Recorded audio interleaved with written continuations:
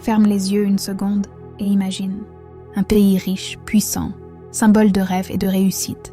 La Californie. On y pense immédiatement aux stars d'Hollywood, aux gratte-ciel de San Francisco, aux voitures de luxe qui filent le long des plages de Malibu. Mais toi-même tu sais, derrière ce nom se cache une vérité que presque personne n'ose rappeler. La Californie a été nommée en mémoire d'une reine africaine. Oui, tu as bien entendu. Une reine noire, farouche, fière, guerrière, sortie tout droit des récits anciens. Elle s'appelait Calafia. Son histoire, mélange de mythe et de réalité, a traversé les océans jusqu'aux explorateurs espagnols du XVIe siècle. Fascinés par sa légende, ils ont donné son nom à cette terre immense qu'ils venaient de découvrir. Mais qui était vraiment Calafia ? Était-elle une reine réelle, oubliée des chroniques officielles, ou bien une héroïne mythique créée pour effrayer et fasciner à la fois ? Ce qui est sûr, c'est qu'on la décrit comme une reine guerrière africaine, régnant sur une île fabuleuse peuplée uniquement de femmes noires, armées de lances d'or et chevauchant des griffons. Oui, des créatures mi-aigles, mi-lions. Et pourtant, malgré cette aura incroyable, son nom a été effacé, son histoire étouffée. Aujourd'hui encore, presque personne ne connaît son existence, alors même que des millions de gens prononcent son nom chaque jour sans le savoir. California. Si toi aussi tu trouves incroyable qu'une reine africaine ait donné son nom à l'une des régions les plus célèbres du monde, laisse un petit en commentaire pour soutenir cette vérité qu'on ne doit pas oublier. Car ce soir, je vais te raconter son histoire. L'histoire de Calafia, la reine interdite, la guerrière oubliée, et peut-être la véritable mère spirituelle de la Californie. Les anciens récits parlent d'une île fabuleuse, située au large des Indes, un endroit que seuls les plus audacieux osaient imaginer. Cette île portait un nom oublié, mais dans les mémoires, elle était toujours associée à sa souveraine, Calafia. Là-bas, selon la légende, il n'y avait aucun homme, uniquement des femmes. De grandes guerrières, à la peau noire éclatante comme l'ébène, au regard de feu, au courage plus tranchant que leurs lances dorées. Elles vivaient libres, fières, sans dépendre de personne. Calafia régnait sur elle comme une déesse vivante. On raconte qu'elle possédait une beauté envoûtante, mais aussi une force redoutée. Elle n'avait pas besoin d'hommes pour bâtir sa gloire, car ses armées de femmes étaient déjà invincibles. Et ce n'est pas tout. Dans leurs batailles, ces guerrières ne chevauchaient pas des chevaux comme partout ailleurs. Non. Elles montaient des créatures terrifiantes, mi-aigles, mi-lions, des griffons. Imagine un instant la scène.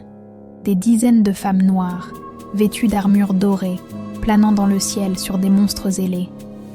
Ouais, toi-même tu sais, rien que cette image suffit à donner des frissons.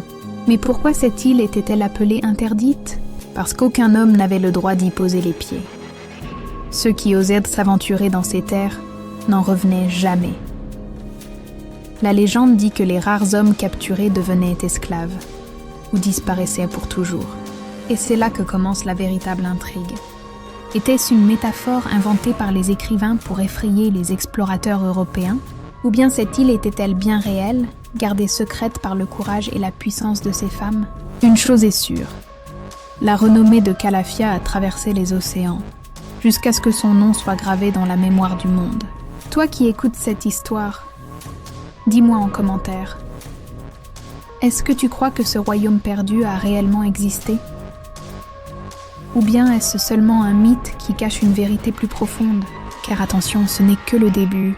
Dans le prochain chapitre, nous allons découvrir comment Calafia a mené son peuple dans une guerre incroyable et pourquoi son nom a marqué à jamais l'histoire des explorations espagnoles. Lorsque les premiers explorateurs espagnols ont entendu parler de cette île mystérieuse gouvernée par une reine noire et ses guerrières, leur curiosité s'est transformée en obsession. Eux, qui cherchèrent de nouvelles terres, de l'or et des richesses à piller, ne pouvaient pas ignorer un royaume aussi fabuleux. Alors, un jour, ils décidèrent de s'approcher. Mais Calafia n'était pas une reine naïve. Elle savait que ces étrangers, venus d'au-delà de l'océan, apportaient avec eux la conquête, le feu et la destruction. Alors, avant même que les Espagnols ne posent un pied sur son île, elle les attendait. Imagine la scène. Au loin, les navires espagnols avancent, leurs voiles blanches gonflées par le vent. Mais sur les falaises de l'île, les guerrières de Calafia sont déjà là, armées de lances dorées. Le soleil couchant fait briller leurs armures comme des flammes. Et soudain, un rugissement déchire le ciel. Des silhouettes ailées surgissent de l'horizon, les griffons. Les Espagnols, terrifiés, lèvent la tête et voient ces créatures monstrueuses fondre sur eux, montées par des femmes noires aux yeux de braise. La bataille est brutale. Les Espagnols, surpris, se défendent avec leurs canons et leurs mousquets. Le tonnerre des armes résonne, mais les guerrières de Calafia ne reculent pas. Elles plongent du ciel, frappent, disparaissent, reviennent encore. Certains récits disent que Calafia elle-même menait l'assaut, brandissant une lance en or pur, ses cheveux flottant au vent, sa voix portant comme un tonnerre. Une vision si puissante que même les plus braves des soldats tremblèrent devant elle.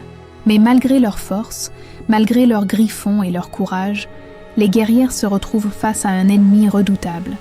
La technologie européenne, les canons, le fer, la poudre. Et peu à peu, la bataille tourne. Toi-même, imagine l'amertume de cette scène.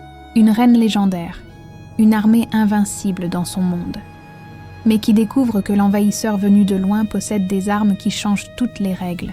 Et c'est à partir de ce moment-là que la légende de Calafia bascule. Car certains disent qu'après cette défaite, son nom fut utilisé par les Espagnols pour désigner un nouveau territoire, la California. La bataille avait laissé derrière elle un silence lourd. Les guerrières de Calafia, autrefois invincibles, gisaient sur les falaises et dans les vagues écarlates. Le rugissement des griffons s'était éteint dans la fumée des canons espagnols. Calafia, elle, n'avait pas fui. La reine noire se dressait encore, fière, ses vêtements en lambeaux, mais son regard brûlait toujours d'une flamme indomptable. On dit qu'elle s'est battue jusqu'au bout, refusant de se soumettre, refusant de céder son trône et sa liberté. Mais l'histoire est cruelle. Face aux armes à feu, face à la stratégie implacable des conquistadors, même les plus grands mythes finissent par être brisés. Calafia fut vaincue, et son royaume interdit sombra dans l'oubli. Pourtant son nom survécut. Les Espagnols, fascinés par la puissance de cette reine légendaire, baptisèrent ces terres nouvellement conquises du nom de California. Ironie tragique.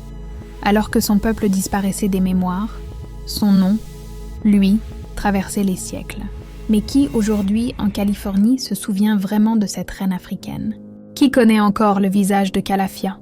Son histoire a été étouffée, transformée en mythe exotique, effacée des livres officiels.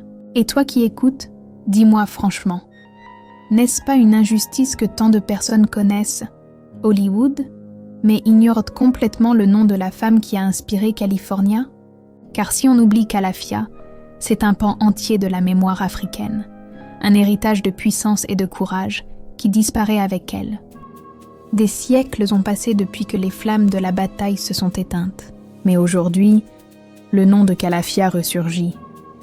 Pas dans les manuels d'école, non. Mais dans les recherches, les livres oubliés, et surtout dans la mémoire de ceux qui refusent de laisser mourir les légendes africaines. Car Calafia n'est pas seulement un mythe.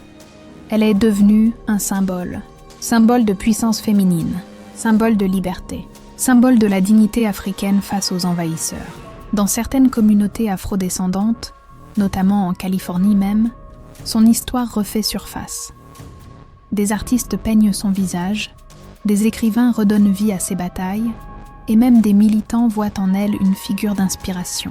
Toi-même, imagine, Hollywood, les gratte-ciel de Los Angeles, les plages de San Francisco, tout cela porte encore l'ombre de son nom. Et pourtant, combien de Californiens savent que leur terre fut baptisée en mémoire d'une reine noire africaine? Aujourd'hui, redonner la parole à Calafia, c'est rétablir une vérité. C'est rappeler que l'Afrique a offert au monde des reines, des royaumes et des mythes plus grands que nature. Et toi qui m'écoutes, retiens ceci. Chaque fois que tu entends le mot California, souviens-toi qu'il porte en lui l'écho d'une femme, d'une armée, d'un rêve. Si tu crois que cette histoire mérite d'être connue, partage cette vidéo. car c'est ainsi que les légendes renaissent, de bouche à oreille, d'écran en écran. L'histoire de Calafia n'est pas qu'un conte ancien, c'est un miroir tendu vers nous, aujourd'hui. Un rappel que les légendes africaines sont puissantes, mais qu'elles ne survivent que si on les raconte, si on les transmet. Pensez un instant. Combien d'histoires comme celle-ci dorment encore dans l'ombre, étouffées par les récits dominants? Combien de reines, de guerriers, de civilisations entières attendent qu'on les redécouvre? Calafia a perdu une bataille, mais pas sa place dans l'imaginaire. Son nom résonne à travers le monde, chaque fois qu'on parle de la Californie. Et même si beaucoup ignorent son origine, nous, aujourd'hui, nous savons. Nous l'avons rappelé à la lumière. Et toi, maintenant que tu connais son histoire, qu'est-ce que tu en fais? Vas-tu laisser cette légende s'effacer à nouveau? Ou vas-tu la faire vivre, en la partageant, en la racontant, en la faisant voyager au-delà des frontières? Si tu es arrivé jusqu'ici, c'est que cette légende t'a touché, toi aussi. Alors, abonne-toi à cette chaîne, parce que d'autres histoires interdites, d'autres vérités cachées, d'autres légendes puissantes t'attendent. Et crois-moi, tu ne voudras pas les manquer, car Calafia n'est pas seule. Elle est la première voix d'un cœur immense, celui des légendes africaines oubliées, et que nous allons réveiller ensemble.